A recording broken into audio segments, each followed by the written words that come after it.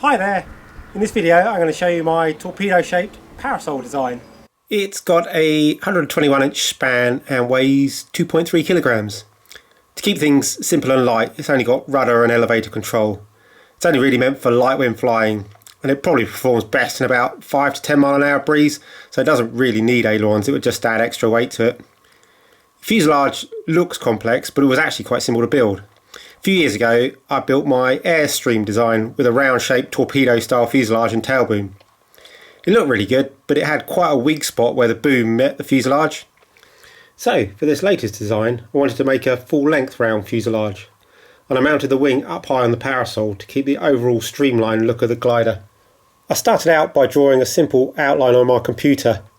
From that I could work out the size of each round bulkhead, each of which was spaced at regular intervals. I then cut each circle in half so that the fuselage could be made in two halves, a top and a bottom, upon a flat building board.